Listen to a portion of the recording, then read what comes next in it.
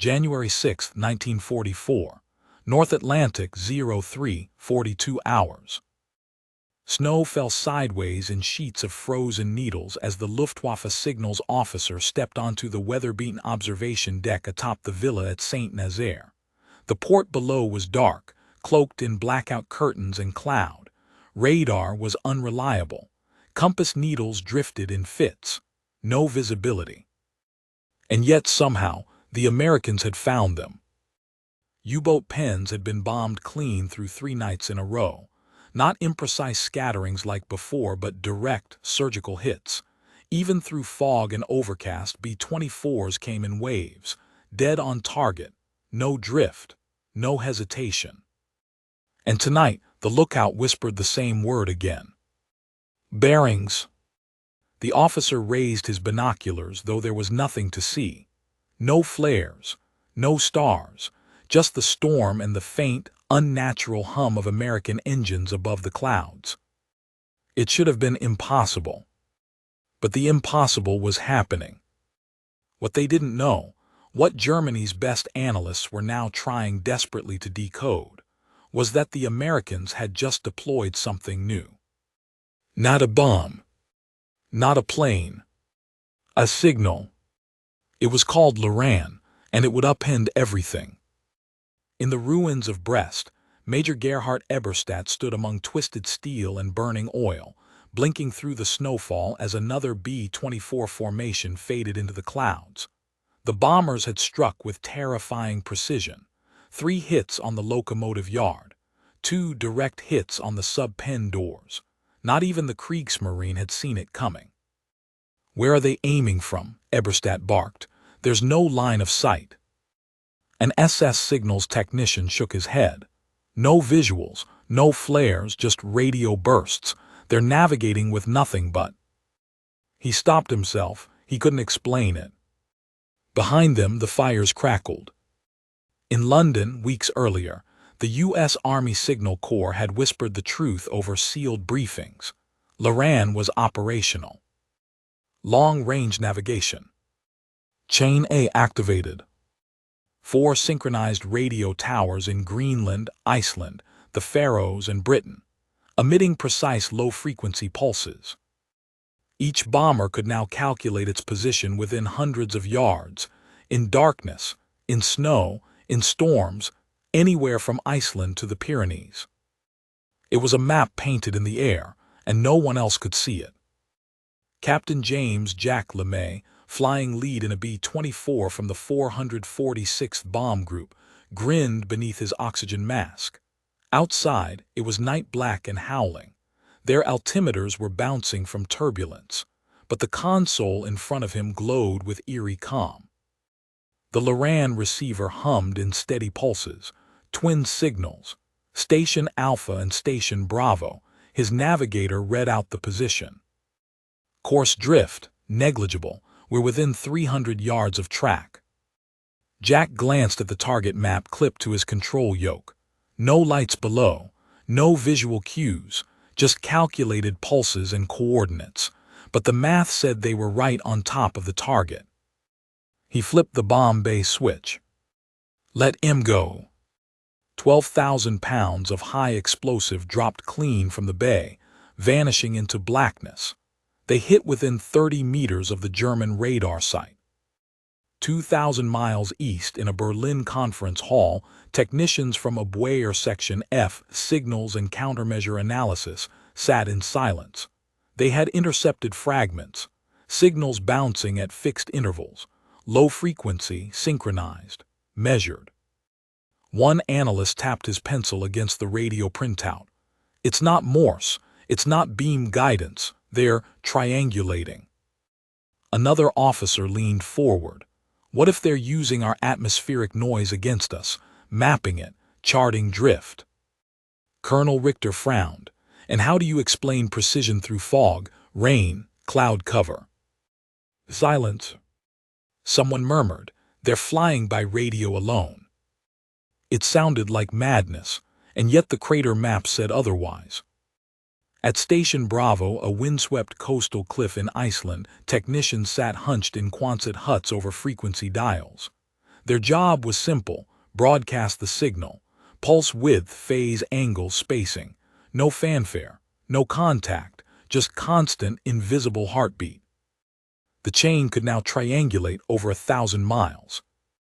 When the storms raged across Europe, when compasses danced and stars vanished, American bombers did not stop. They accelerated.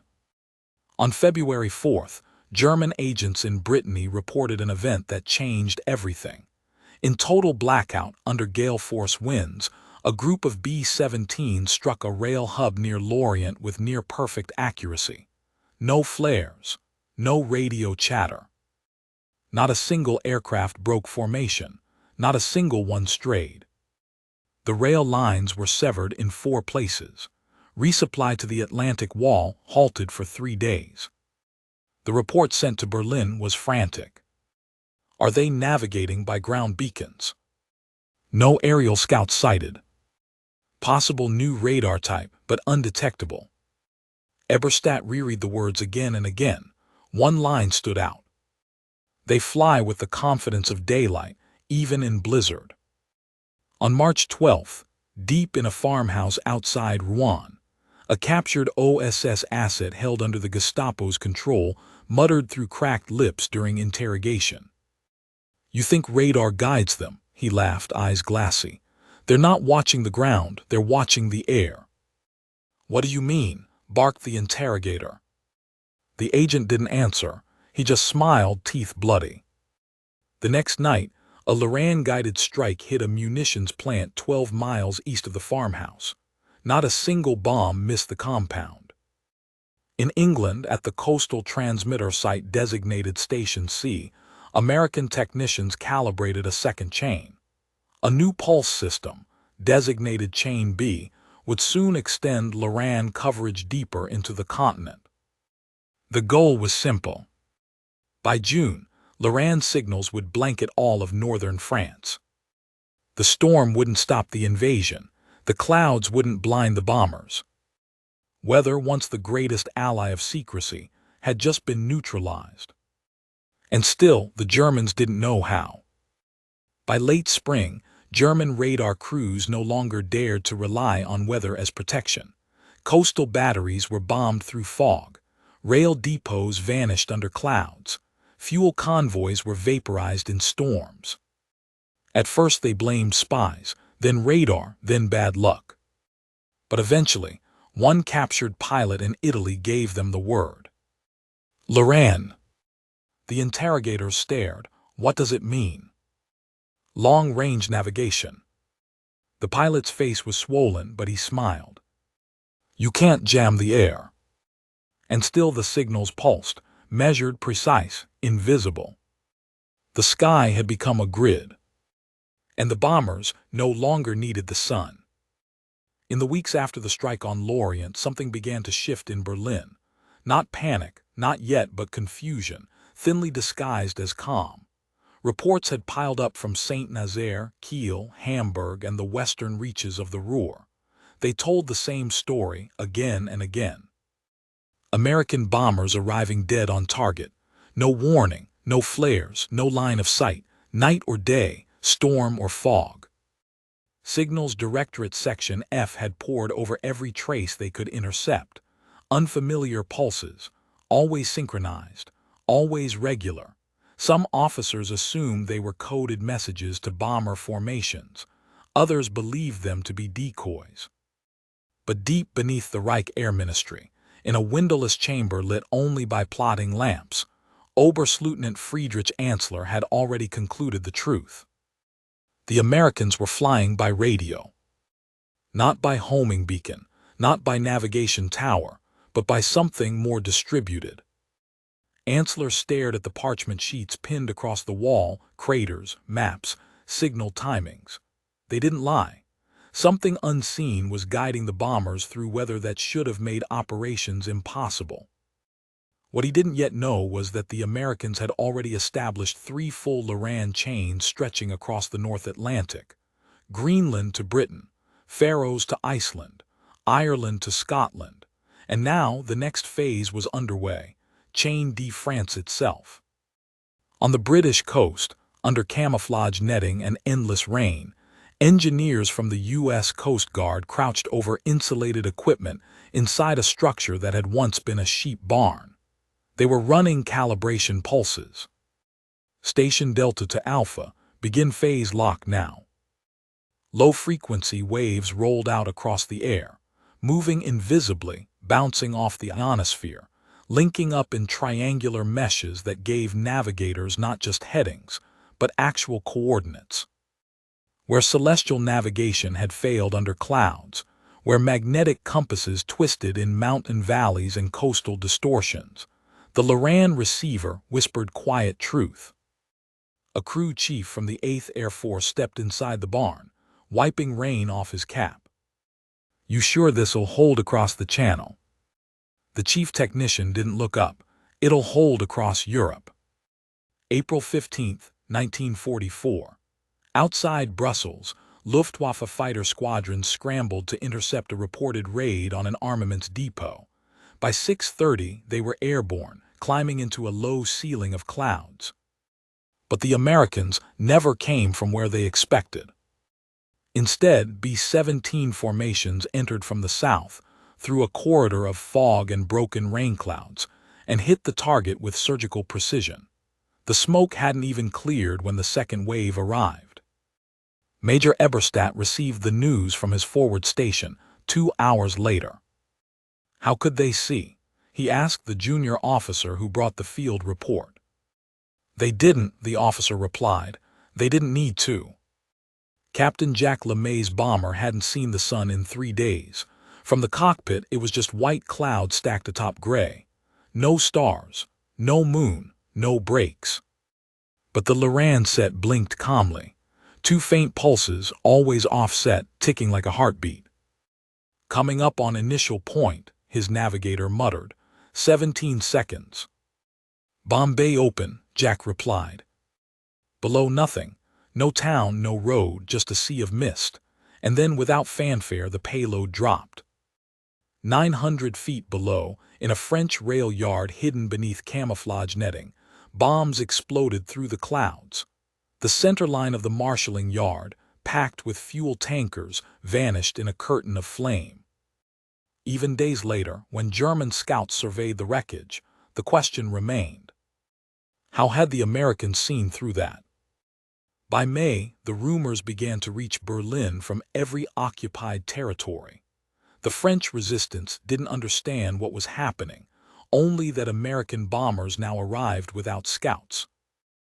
One radio operator hiding in a Normandy farmhouse said it best in his coded message to London: "The sky is blind, but the Americans see."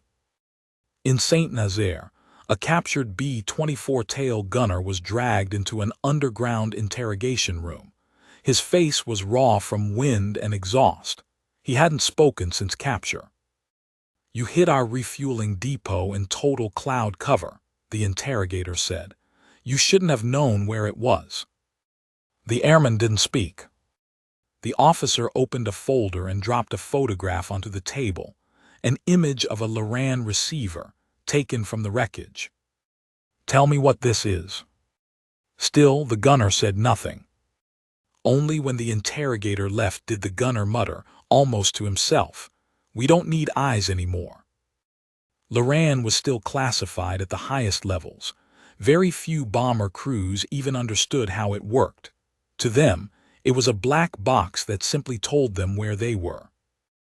A network of unseen stations, pulses bouncing through the ionosphere, radio that behaved more like sonar. But what mattered wasn't the science. What mattered was this: the Americans no longer needed weather windows. Colonel Richter stared at the map. 7 raids in 10 days, 5 during full overcast, 2 at night. He had no countermeasure, no jammer. The signals were too low, too dispersed, too precise. They could interfere with radar. They could send false ground signals, but LORAN didn't touch the ground. It lived in the air. He turned to his aide. "If they can hit us blind." The aide nodded grimly. "Then they will hit us every night." By June 5th, The Luftwaffe had moved several radar-equipped squadrons to the Pas-de-Calais region, expecting the coming invasion to land there. But while they searched the coast, the LORAN pulses guided American C-47s through the storm, right to the fields behind Utah and Omaha. The paratroopers dropped without visual cues, without stars. And the next day, bombers flew over the beachhead in waves, visibility near zero, but coordinates exact. The Germans expected weather to delay the Allies. Instead, LORAN made the weather irrelevant. And that night in Berlin, Oberstleutnant Ansler sat in his office surrounded by intercepted prints, timings, bursts, triangles. He could see it now. The Americans had woven a net over Europe, not with troops, not with tanks, but with math. And they were flying through that net like sharks in water. The storms that rolled over northern France in the summer of 1944 were some of the worst in memory. Thick fog choked the valleys. Rain swept sideways across hedgerows and towns shattered by retreating panzer divisions. Visibility from observation posts dropped to 30 meters. Radar outposts on the Channel Islands were deafened by atmospheric interference. And yet, despite it all, the American bombers came. Right on time. Right on target. Every time. By July, the high command in Berlin had stopped pretending the weather was on their side. The old truism that no general could command the skies during storms no longer held. The skies no longer obeyed anyone, except the Americans. At first, they had hoped it was a short-term advantage. Perhaps the Allies had mapped certain corridors. Perhaps they were flying low using terrain-following radar. But that theory died the moment the refineries at Merkwiller were hit. The bombers had come through clouds stacked 5,000 feet high with no brakes. Their altitude never dipped below 15,000. They never saw the ground. They never needed to. Major Eberstadt watched the flames rise from the shattered facility and said nothing. He didn't have to. The younger officers standing beside him understood. The maps had changed. Not with tanks, not with flags. With pulses. In the American sector, LORAN technicians were already preparing the next chain. Station Fox, a high-powered transmitter in liberated Normandy, was broadcasting test pulses. This new network would reach into Belgium, the southern Netherlands, and eventually the German border.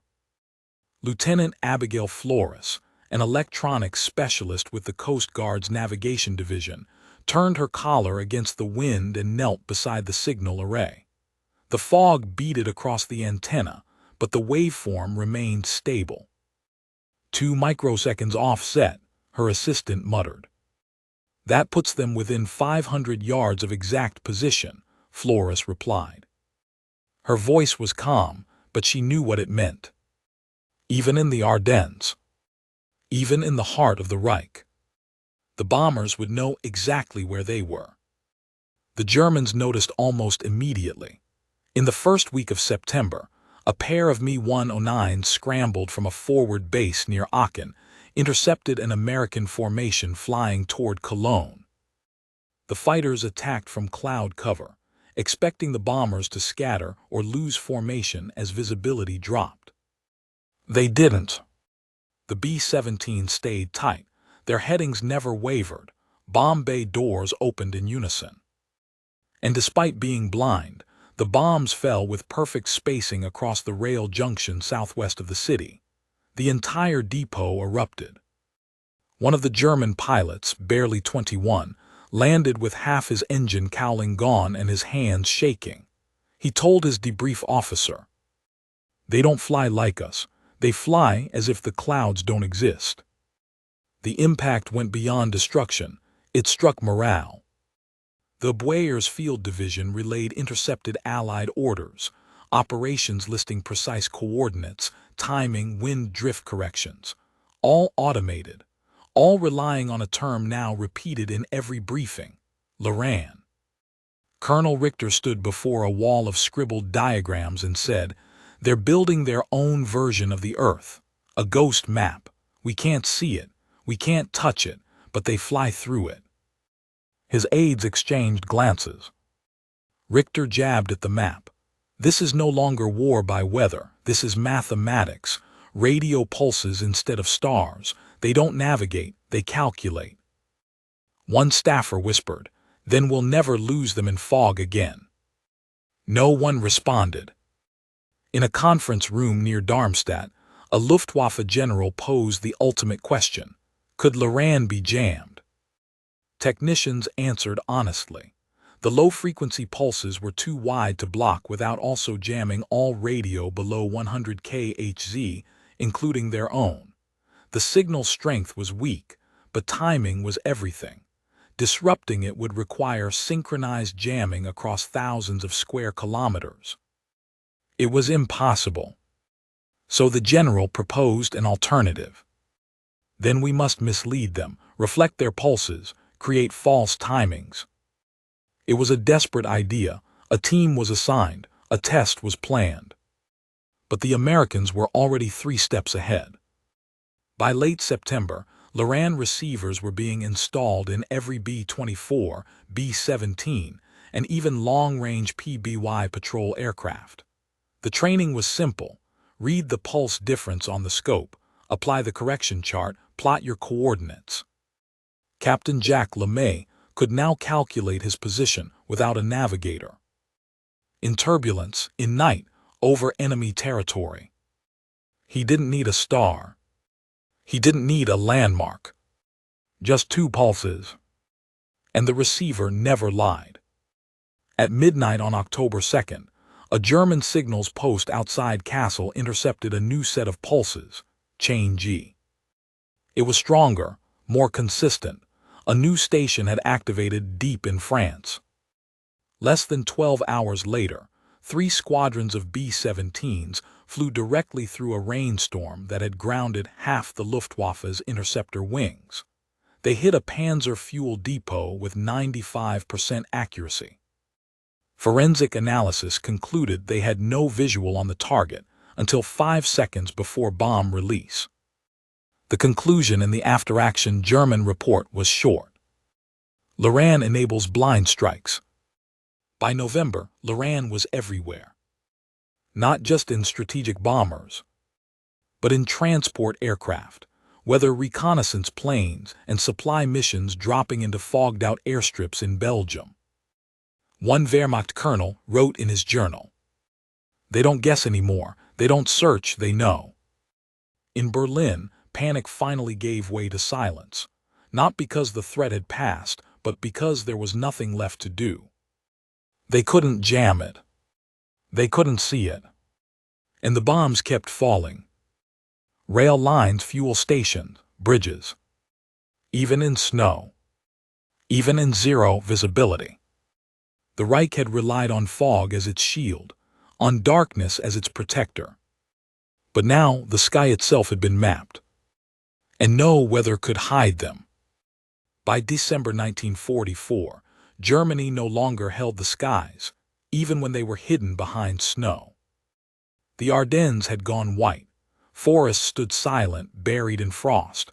Whole villages vanished beneath drifts. On the maps in Berlin, Allied bombing was expected to pause. Supply lines would stretch thin, visibility was nil, and the ancient shield of winter would finally slow the Americans. But the bombers came anyway.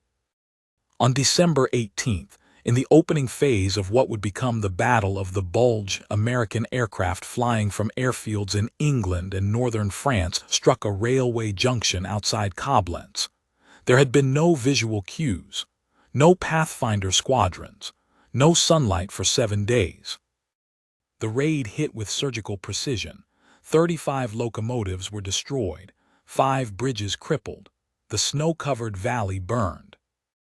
And at Luftflotte West Command Headquarters, a single sentence entered the logbook. Enemy flight navigation unaffected by storm. Colonel Richter hadn't left his desk in 21 hours. His fingertips were blackened with ink from pushing pins across maps that no longer told him anything useful. He spoke with the stiffness of a man already convinced he was too late. If they see through the storm, they will not stop at the border. They will follow their signals into our cities. No one answered. His deputy tried. We have increased atmospheric counternoise. Richter turned slowly. They do not fly by frequency alone. They fly by time. Aides exchanged looks. The term was new. The signals are phase-locked, Richter continued. It's not what they hear, it's when they hear it. Their receivers triangulate off delay. It is not jammable, it is geometry. One technician whispered, then they are inside the map kernel. Inside a stone carriage barn converted to a transmitter station west of Reims, engineers hunched over oscilloscopes that blinked like metronomes. LORAN Chain G had gone fully operational. Stations codenamed George, Hotel, India, and Juliet now pulsed across the western edge of Germany. From Frankfurt to Bonn, from the Eifel Hills to the edge of the Rhine, every frequency that mattered was already mapped by the Americans. Sergeant Abigail Flores stepped back from the equipment rack. Latest phase deviation. 0.0025 microseconds. Locked. That puts the fix within 250 yards, she said. At altitude, that's pinpoint. The tech nodded. They won't miss. And they didn't. The American 8th Air Force was now dispatching daily missions from bases in East Anglia. The standard LORAN receiver, the AN/APN-9, sat mounted beside the navigator's desk in every B-17 and B-24. Pilots once obsessed with drift and dead reckoning now flew with confidence through cloud. The LORAN pulses never flickered. The phase lines never broke. In the cockpit of a B-17 named Kalamazoo Kate, Lieutenant Frank Mallory pulled his oxygen mask tight and checked the course. "Nav says we're on the line," came the intercom. Mallory grinned. "We always are." He'd never seen a sunlit sky over Europe, but it didn't matter. The receiver gave him certainty. On January 2, 1945, the Americans bombed Ludwigshafen's chemical plants in near-total whiteout.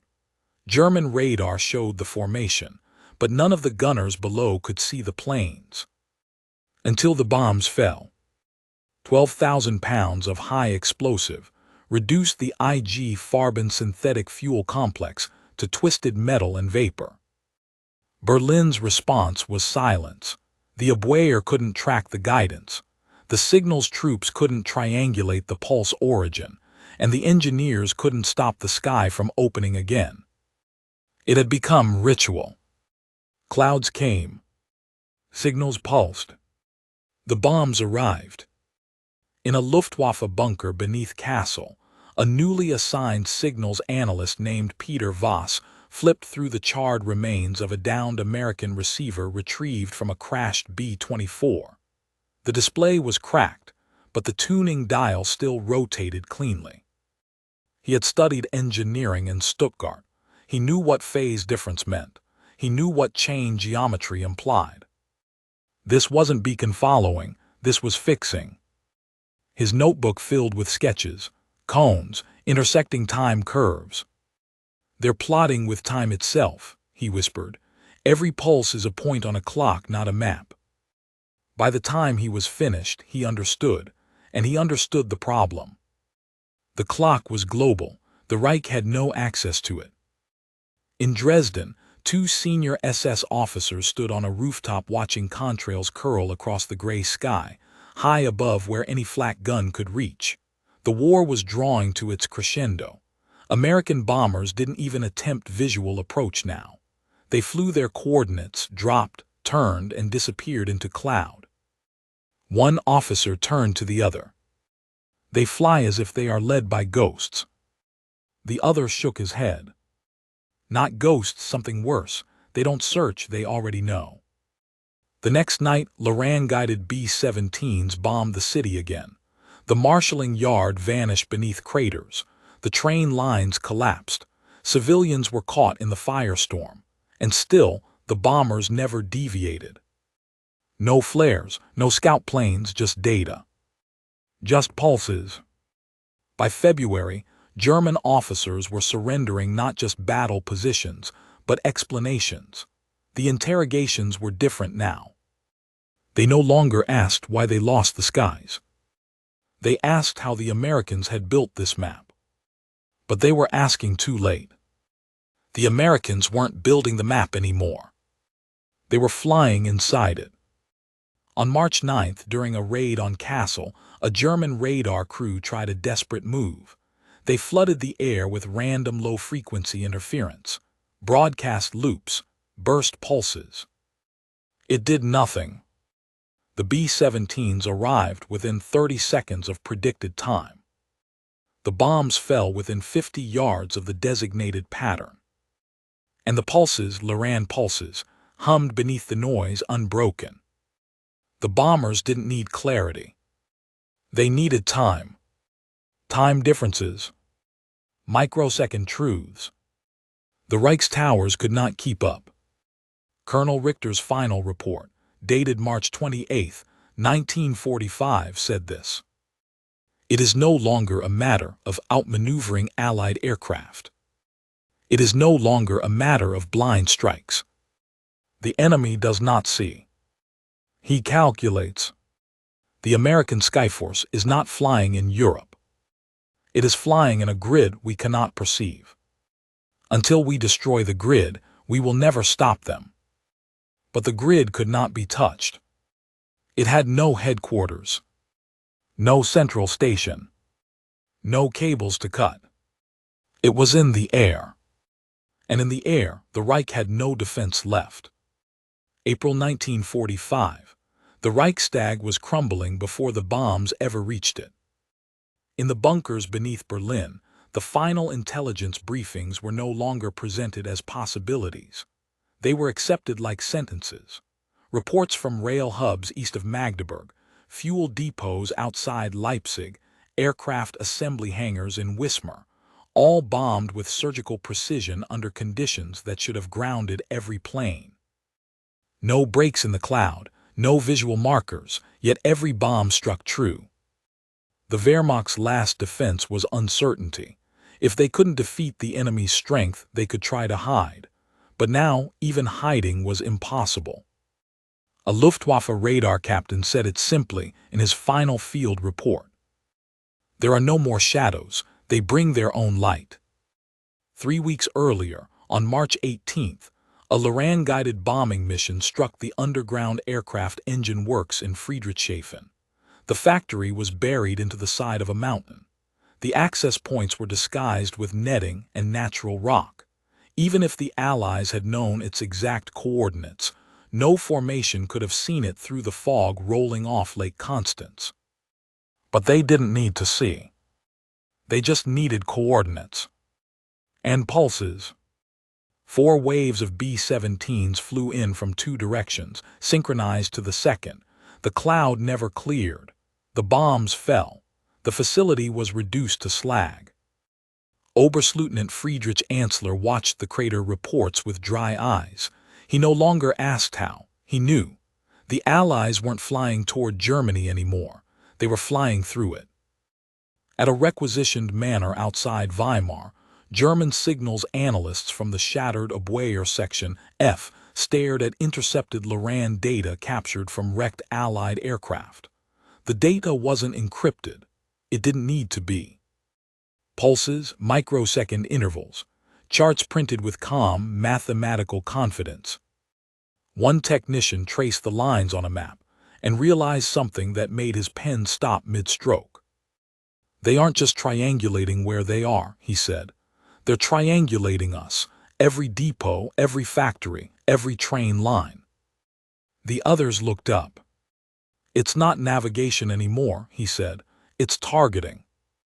The final transmission from Station K, the last LORAN tower activated on the European continent, was logged on April 9, 1945, from a site near Metz.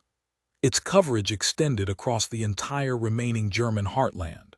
With chains F, G, H, and K overlapping, there was no pocket left unmeasured. Bombers could now fly from England to Czechoslovakia and back, in darkness, without a compass, without the stars. The air had become a grid, invisible, perfect, absolute. In those final weeks, American raids became faster, more clinical. They no longer needed pre-mission reconnaissance.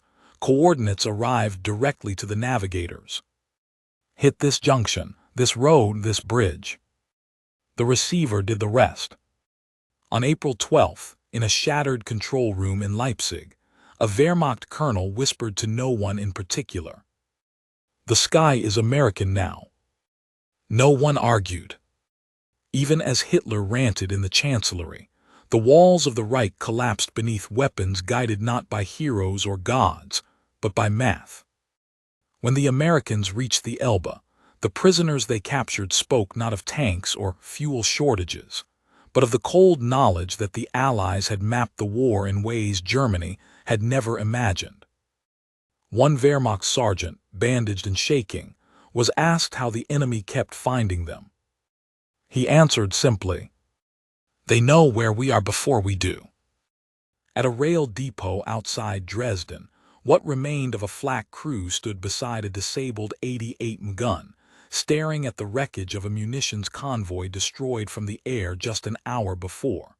There had been no sirens, no time to scramble. They had relied on the storm overhead to protect them. The youngest of the crew, barely 17, said aloud, "But how did they find us?" An older corporal who had fought in Poland and France just shook his head. "They don't find us," he muttered. "They aim through the sky, through the snow, through the earth itself." On April 20th, as Soviet artillery began its final encirclement of Berlin, the last usable marshalling yard inside the city was struck by LORAN-guided B-17s from the 398th Bomb Group. They didn't come in daylight. They didn't wait for visibility. They came in silence, through cloud and sleet. And when the bombs fell, they landed in exact alignment with the center rails. Half a mile of track erased in under 4 minutes. The Reich's final lines were severed. After the war, captured German intelligence documents were translated by Allied analysts. In the files of Oberkommando der Wehrmacht, one report stood out. It had been submitted anonymously in March 1945. A single page. No name, no classification, just a statement. They have conquered time. They have mapped the sky in seconds instead of stars. They strike as if the clouds are paper. The only thing we no longer need to predict is defeat. In May, after the surrender, Allied forces uncovered a hidden Abwehr listening post near Aachen. The equipment inside had been partially destroyed, but scrawled across the wall in pencil was a message. "Weather used to be our friend, now it belongs to them." Captain Jacques LeMay flew his final mission over Germany on April 29, 1945. By then, he barely looked out the window. His eyes stayed on the glowing green of the receiver, the pulses, the numbers, the fixed triangle that told him exactly where he was. When he returned to base in East Anglia, his crew stepped off in silence. The war was over, they just hadn't been told yet. He touched the receiver once more, before the techs unbolted it for inspection. It had guided him across thousands of miles of black sky, into storms, across borders. Through fire. Through cloud. Through the end of one world and the beginning of another.